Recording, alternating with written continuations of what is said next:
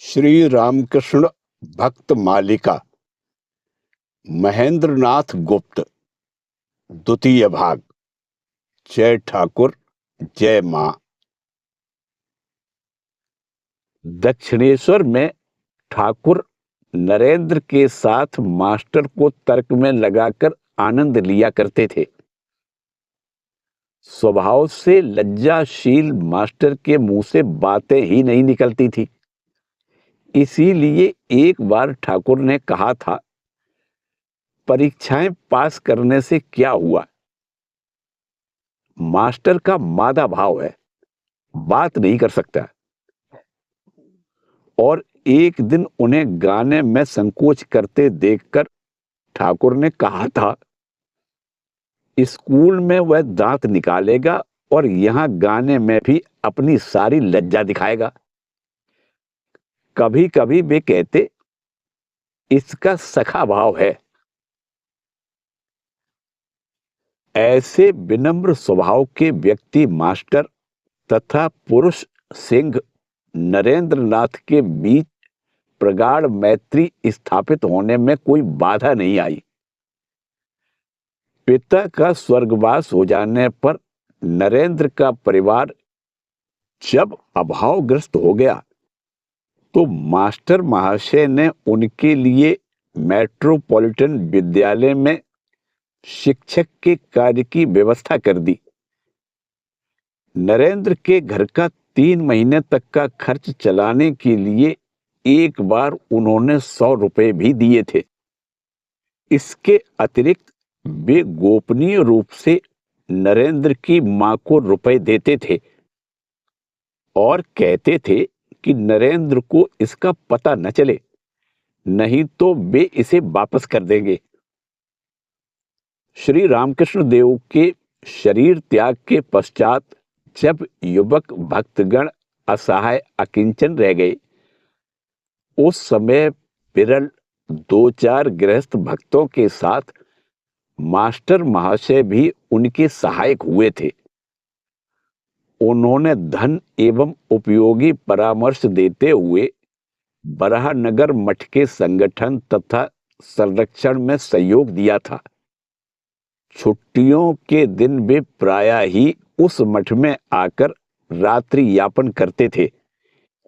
इन्हीं सब बातों का स्मरण करते हुए बाद के दिनों में स्वामी विवेकानंद ने एक पत्र में लिखा था, राखाल, तुम्हें याद होगा कि ठाकुर के शरीर त्याग के पश्चात सभी ने हम लोगों को अभागे लड़के समझकर हमारा त्याग कर दिया था। केवल बलराम, सुरेश, मास्टर और चुन्नी बाबू सभी विपत्तियों में हमारे मित्र बने रहे। अतः इनका ऋण हम कभी चुका नहीं सकेंगे। ठाकुर के लीला संवरण के पश्चात संसार की दृष्टि से वियोगी मास्टर महाशय ने तीर्थ दर्शन, साधु संग और तपस्या में मनोनियोग किया।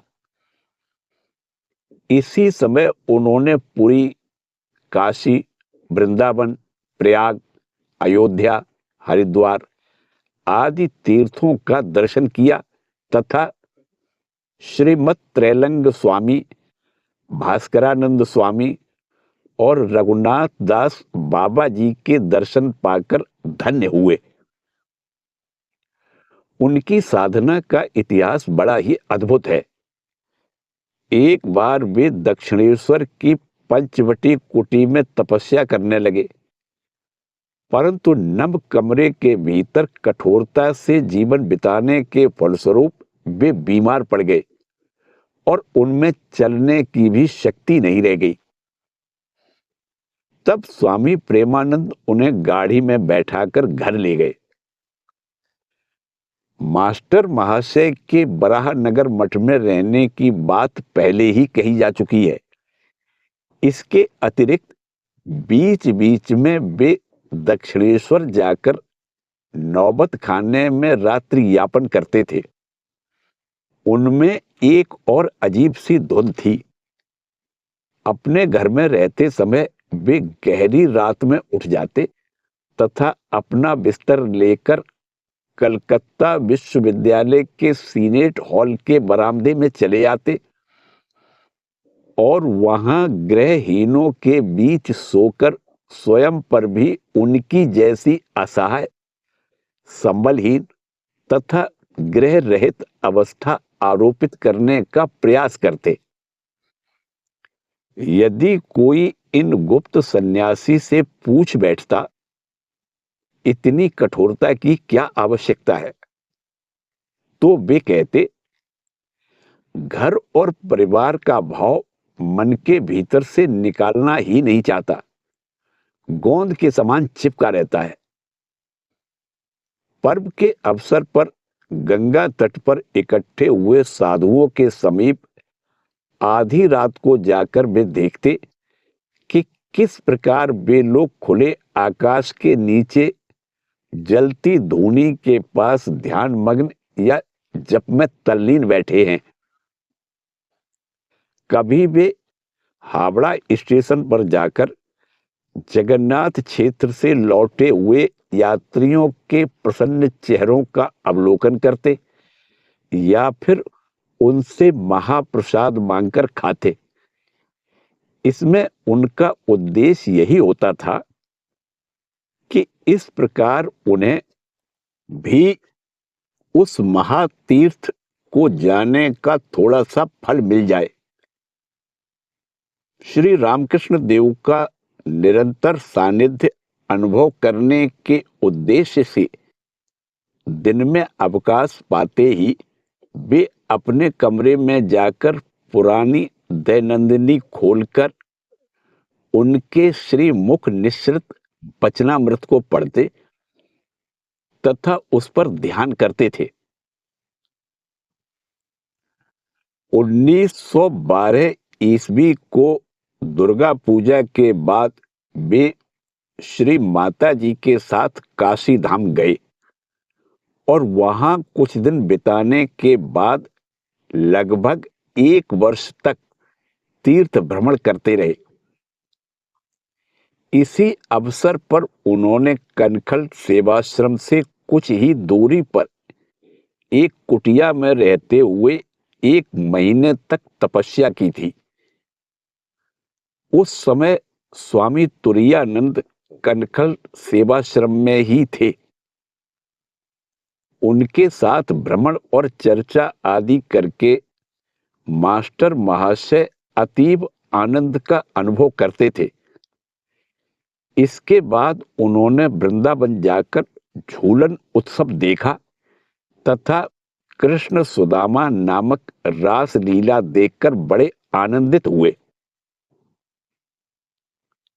इन प्रकट साधनाओं के अतिरिक्त आडंबर रहित सहज योगी मास्टर महाशय की तपोनिष्ठा विविध गुप्त धाराओं से होकर भी प्रवाहित हुआ करती थी। अपने ऊपर ऋषियों का भाव आरोपित करने के निमित्त कभी वे हविष्यान भोजन करते, कभी पर्ण कुटीर में निवास करते, तो कभी वृक्ष के नीचे एकाकी बैठे रहते। असीम नभ, गगनचुंबी पर्वत, अपार समुद्र, चमकते तारे, चारों ओर फैले मैदान, सुंदर गहन निर्जन वन, सौम्य सुवासित पुष्प आदि सब कुछ उनके चित्त में ईश्वरीय भाव उद्दीप्त करते हुए उन्हें क्षण प्रतिक्षण ऋषियों की तपोभूमि में ले जाया करते थे। इस प्रकार 1923 ईस्वी में मिहिजाम में पक्का मकान उपलब्ध होने पर भी उन्होंने 9 महीने तक पर्णकुटी में निवास किया था तथा 1925 ईस्वी के अंत में पुरी जाकर 4 महीने तक निर्जनवास करते हुए साधना की थी। उनके मन का तार उच्च स्वर से बंधा हुआ था। दिव्य भाव की ओर सदा उन्मुख मास्टर महाशय के मुख से प्रभातकालीन सूर्य नारायण के दर्शन होते ही गायत्री मंत्र उच्चारित होने लगता था। इस प्रकार सर्वदा प्राचीन चिंतन प्रवाह से ओतप्रोत रहने के फलस्वरूप मास्टर महाशय के शरीर मन पर प्राचीनता की एक स्पष्ट छाप दृष्टिगोचर होती थी। इसीलिए जब वे एकाग्र मन से उपनिषद के किसी मंत्र की व्याख्या करते तो ऐसा प्रतीत होता मानो श्वेत दाढ़ी, चौड़े ललाट और सौम्य शरीर के कोई वृद्ध ऋषि ही इस मर्त्य लोक में उतर आए हों। बृहदारण्यक उपनिषद के गार्गी के द्वितीय प्रश्न की वे भूरी भूरी प्रशंसा किया करते थे। एक बार उस अंश की व्याख्या करते समय वे इतने अभिभूत तथा भाव विभोर हो उठे थे कि स्वयं को न संभाल पाने के कारण उन्हें शैया पर लेट जाना पड़ा था। काफी देर तक हवा करने पर तब कहीं वे अपनी स्वाभाविक अवस्था में लौटे थे। घर में रहने पर भी उनके साधु सुलभ अनेक सद्गुण सहज ही लोगों की दृष्टि आकर्षित कर लेते थे। प्रतिदिन प्रातः काल स्नान के बाद दोपहर को तथा संध्या के समय वे नियमित रूप से ध्यान करने बैठते थे। वे अपने मन में सर्वदा ही यह विचार जगाए रखते थे कि यह संसार निस्सार है और सभी वस्तुओं के ऊपर मृत्यु की विकराल छाया विद्यमान है। वे कहते, मृत्यु का चिंतन बना रहने पर पैर कभी गलत नहीं पड़ते या किसी भी चीज में आसक्ति नहीं होती। आवश्यकता पड़ने पर भी वे किसी के प्रति कठोर वचन नहीं कहते थे।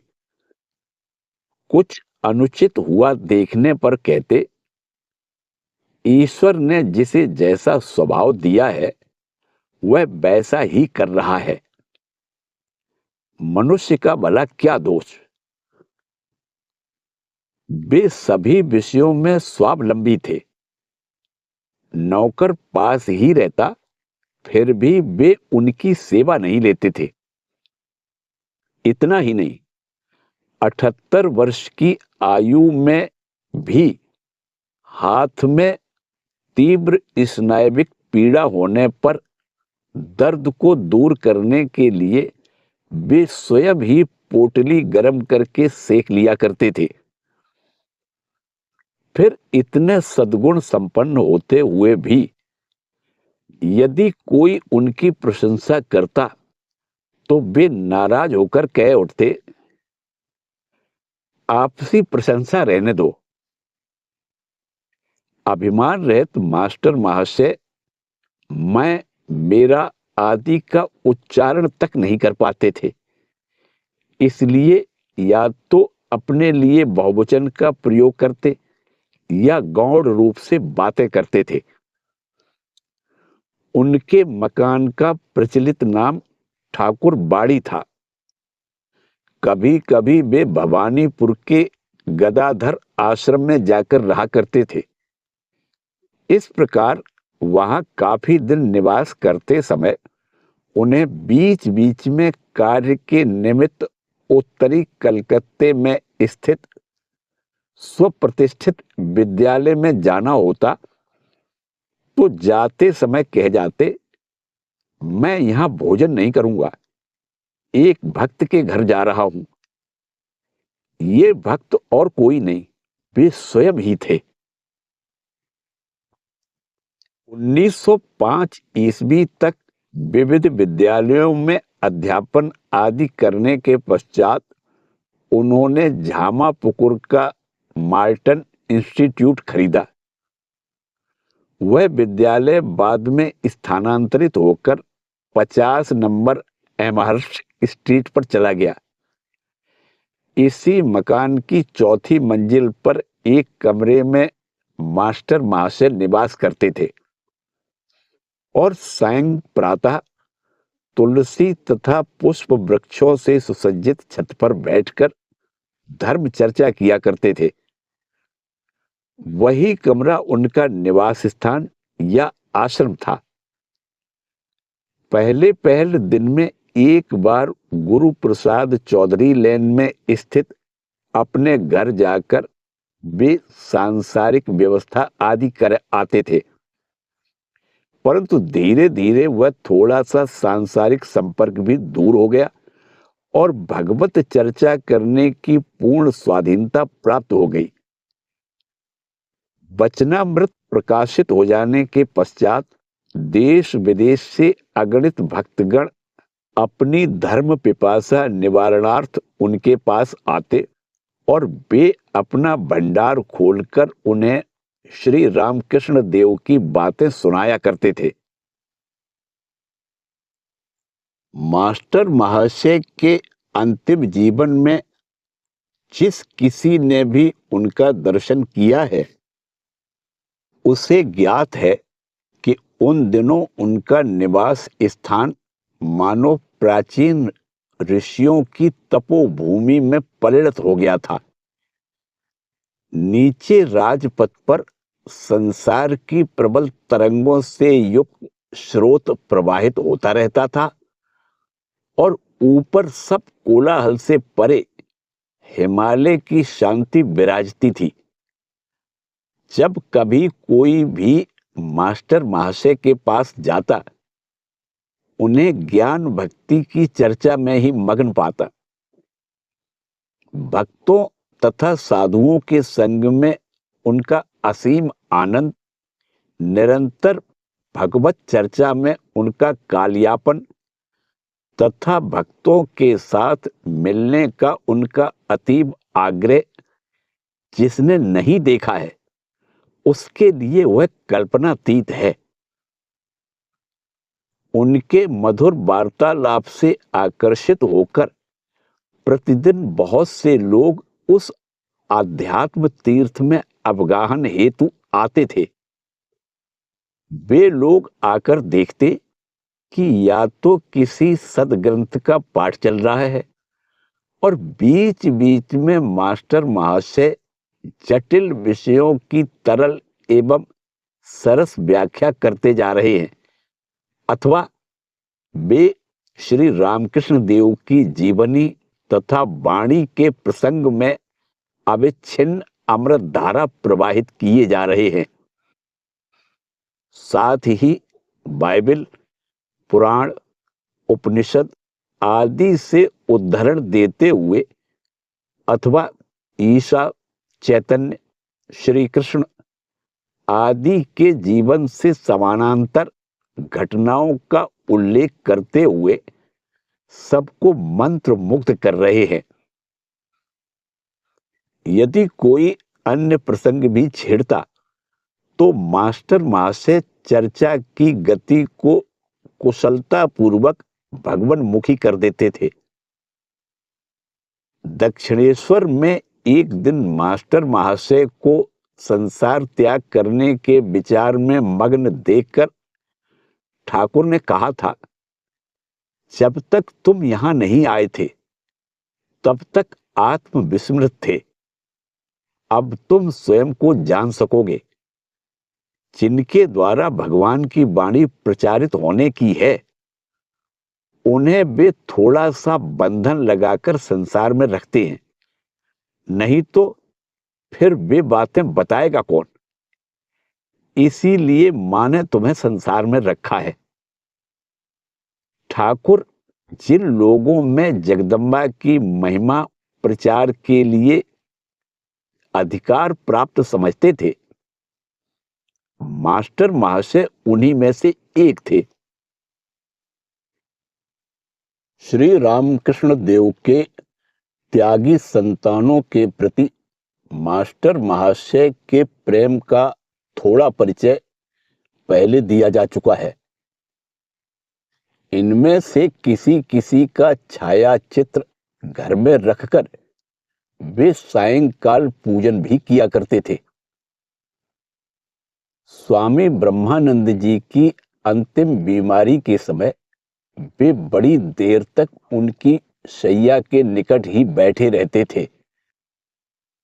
उनके शरीर त्याग देने पर वे अपने बिस्तर पर पड़े पड़े आंसू बहाते रहे। 1890 ईस्वी में काली कृष्ण अर्थात स्वामी बिरजानंद आदि कुछ युवक रिपन कॉलेज में उन्हीं के पास अध्ययन करते थे, परंतु उनके धर्म भाव से परिचित नहीं थे। वे लोग राम बाबू से आकृष्ट होकर काकुड़गाछी जाया करते थे। इन सबके अंदर त्याग भाव का प्राबल्य था, पर उन दिनों राम बाबू आदि की धारणा अलग प्रकार की थी। वे कहा करते, बिले अर्थात स्वामी विवेकानंद तो ठाकुर को मानता ही नहीं था, तर्क किया करता था। ठाकुर को यदि भगवान मान लिया तो फिर उनकी बातें ही शास्त्र हैं, दूसरे शास्त्रों की क्या आवश्यकता है। ठाकुर को मुख्तियारी देने से ही तो हो गया और किसी साधन भजन की जरूरत नहीं। संसार में रहकर ही ठाकुर को पुकारना चाहिए, वे कृपा करेंगे इत्यादि। अतः काकुड़गाछी में उन्हें बराहनगर मठ अथवा मठ के साधुओं के बारे में कोई संवाद नहीं मिला। इधर उनके उत्सुक नेत्रों ने शीघ्र ही ढूंढ निकाला कि उनके गंभीर स्वभाव तथा सामान्य वेशभूषा वाले मास्टर महाशय कॉलेज में अवकाश के समय का अपव्यय न कर छत पर चले जाते हैं और वहां मनोयोग पूर्वक अपनी नोटबुक पढ़ा करते हैं। इसके अतिरिक्त उनका अन्य आचार व्यवहार भी कुछ असामान्य ही था।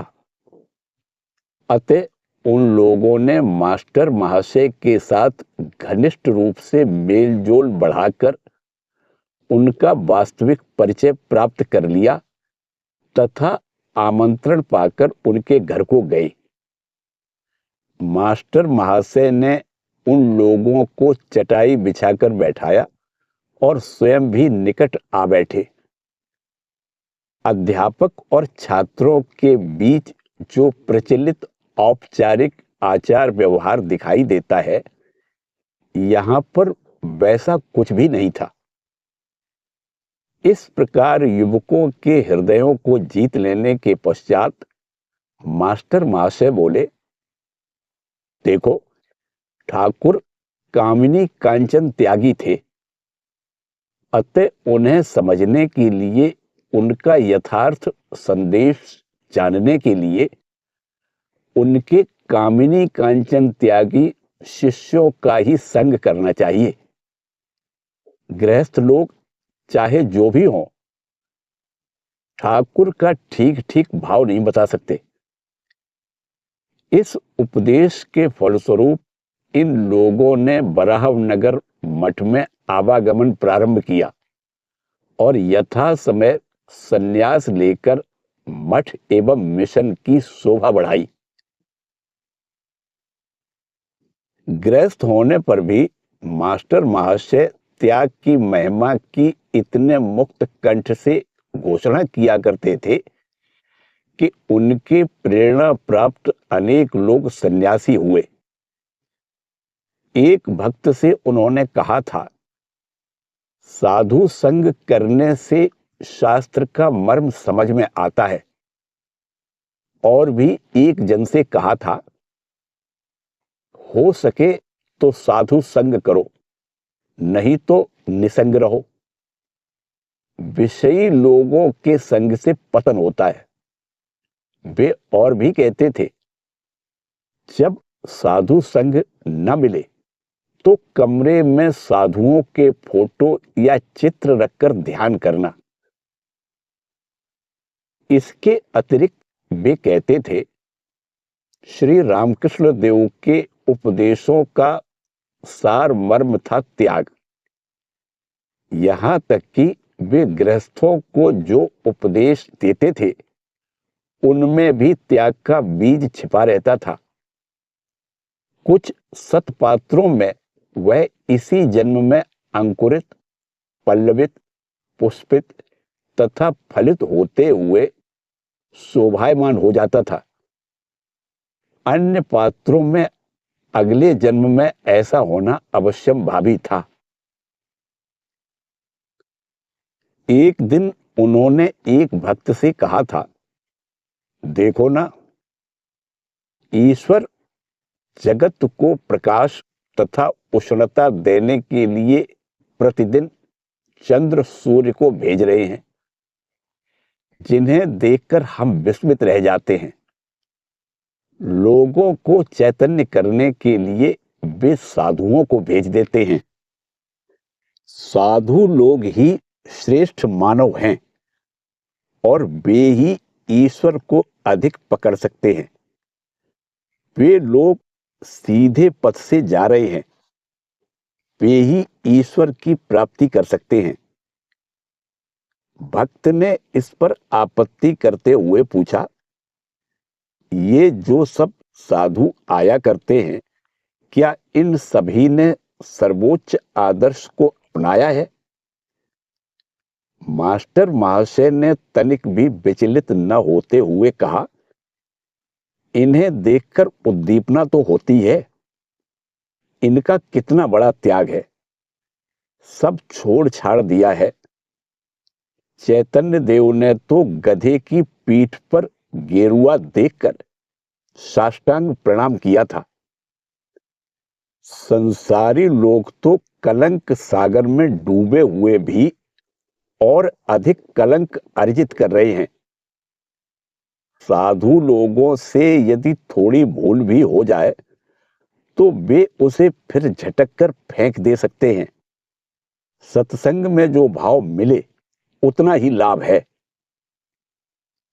किसी साधु के आने पर वे काफी समय तक उसके पास बैठकर वार्तालाप करते थे और कहते थे, साधु आए हैं, भगवान ही साधु के वेश में आए हैं।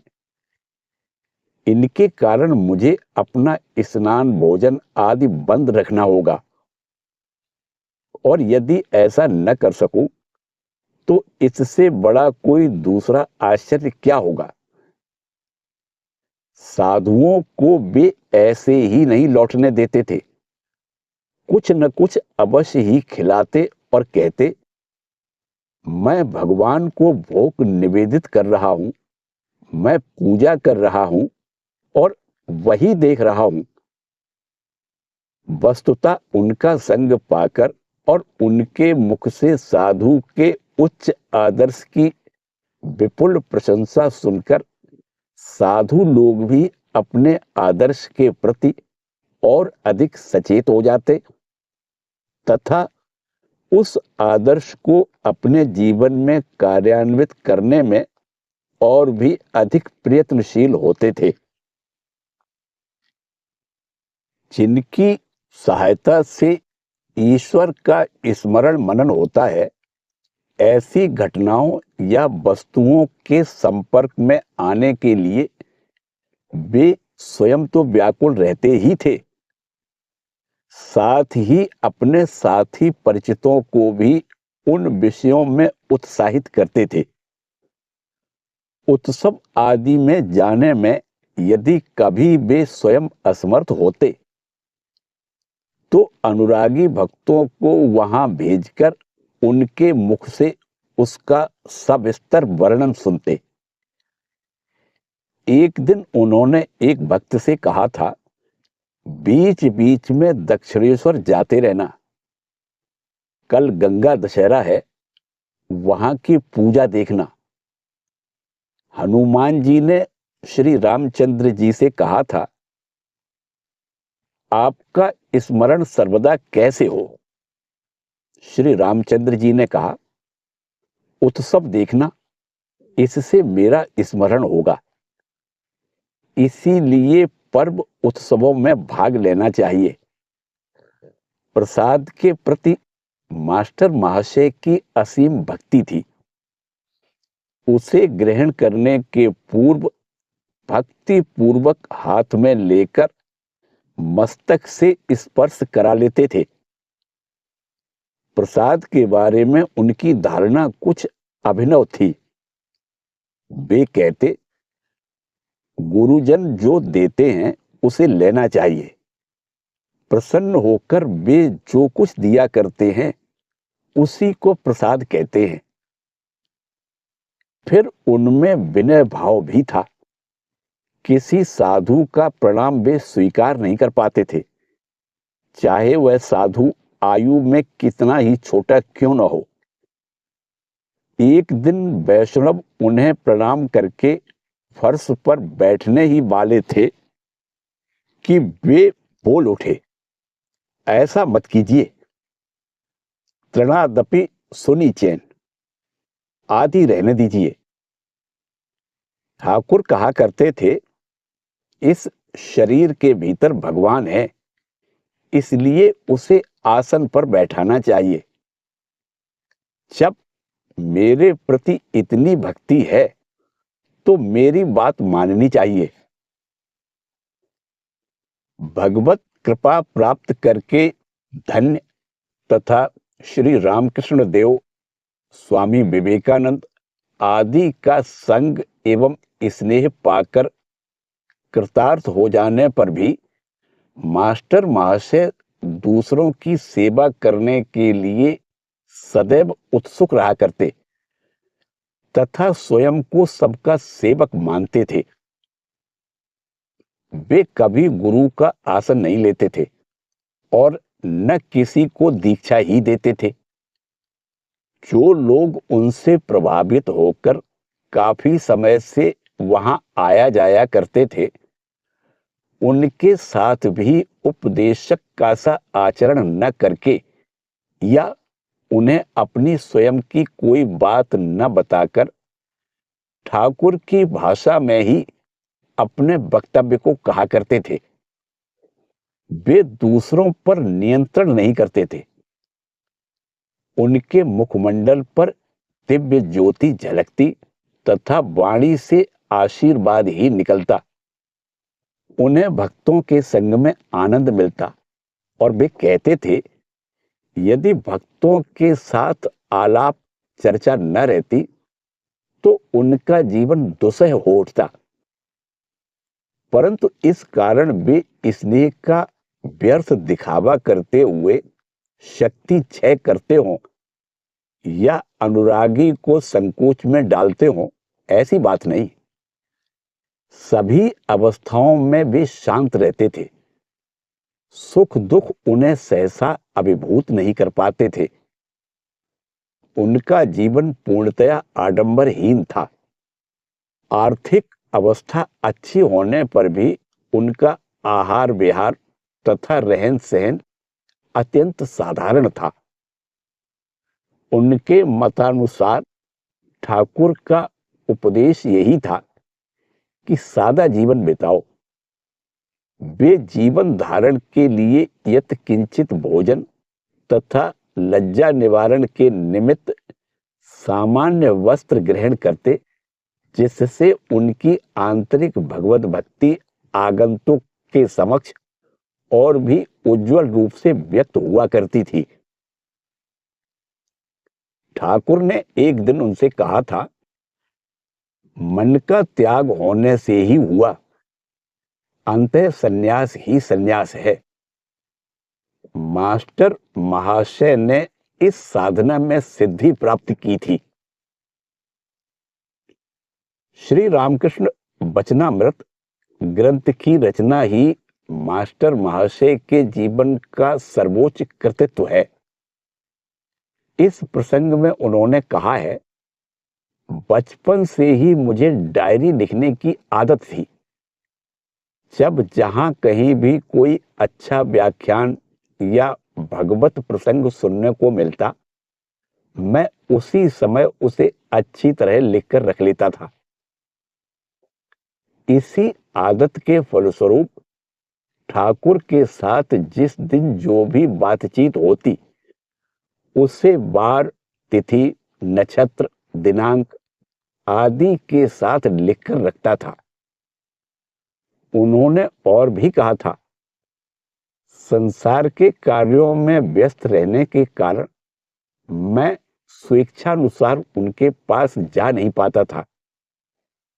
इसीलिए दक्षिणेश्वर में जो कुछ मिला है, वह कहीं संसार के भार से दबकर नष्ट न हो जाए, इसी भय से मैं उनकी सारी बातों और भावों को लिख लेता था और पुनः जाने तक उसी को पढ़ना तथा मन ही मन मनन करता रहता था।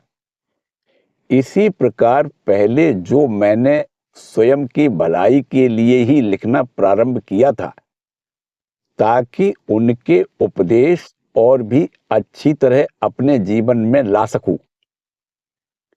ठाकुर के शरीर त्याग के पश्चात इन दिनलिपियों के आधार पर लिखित गोस्पल ऑफ श्री रामकृष्ण अर्थात श्री रामकृष्ण उपदेश एक लघु पुस्तिका के रूप में सन 1897 ईस्वी में प्रकाशित हुआ। स्वामी विवेकानंद आदि सभी ने उसकी अजस्र प्रशंसा की तथा उन्हें ऐसे और भी उपदेश प्रकाशित करने को प्रोत्साहित करने लगे। 1907 ईस्वी में यह पुनः बृहदाकार ग्रंथ के रूप में प्रकाशित हुआ। उधर रामचंद्र दत्त के अनुरोध पर मास्टर महाशय ने बंगला भाषा में वचनामृत की रचना आरंभ की और 1902 ईस्वी में स्वामी त्रिगुणातीतानंद ने इसका प्रथम भाग प्रकाशित किया। बाद में क्रमशः 1904 में दूसरा भाग, 1908 ईस्वी में तीसरा भाग तथा 1910 ईस्वी में चौथा भाग प्रकाशित हुआ। 1932 ईस्वी में उनके शरीर त्याग के कुछ महीने बाद इसका पांचवा भाग प्रकाशित हुआ। वे इसका आंशिक मुद्रण देख गए थे। श्री शारदा देवी के प्रति मास्टर महाशय प्रारंभ से ही अत्यंत भक्ति परायण थे और इसी के फलस्वरूप वे अनेकों बार उन्हें अपने घर में रखकर उनकी सेवा कर सके थे। अन्य प्रकार से धन आदि देकर भी वे उनकी सेवा किया करते थे। श्री रामकृष्ण देव के भक्तों के सहायतार्थ तथा तपस्या में मग्न साधुओं के अभाव दूर करने के लिए भी वे गुप्त रूप से धन व्यय करते थे। यद्यपि इन सब खर्चों का हिसाब अज्ञात है, फिर भी लगता है कि उनके समान मध्यम वर्गीय व्यक्ति के लिए उस दान का परिमाण कुछ कम नहीं था। श्री रामकृष्ण देव के दर्शन पाने के पश्चात 50 वर्ष तक सर्वाभीष्टप्रद श्री गुरु की महिमा तथा वाणी का प्रचार करते हुए मास्टर महाशय फलहारिणी काली पूजा के दूसरे दिन 4 जून 1932 ईस्वी को प्रातःकाल 6:30 बजे श्री गुरु के पाद पद्मों में विलीन हुए। पिछली रात 9 बजे वचनामृत के 5वें अंक का प्रूफ देखते देखते उनके हाथ में असह स्नायु पीड़ा प्रारंभ हुई थी। प्रातःकाल माँ, गुरुदेव, मुझे गोद में उठा लो, कहते हुए उन्होंने चिर निद्रा में विलीन होने के लिए आंखें मूंद ली। श्री गुरु की वाणी के प्रचार को समर्पित मास्टर महाशय ने अपने जीवन के अंतिम क्षण तक उसी कार्य में पूर्ण रूपेण रत रहकर अपने व्रत का समापन किया। इसी के साथ श्री रामकृष्ण देव के अंतरंग भक्त मास्टर महाशय के जीवन वृतांत का द्वितीय एवं अंतिम भाग समाप्त होता है। जय ठाकुर, जय मां।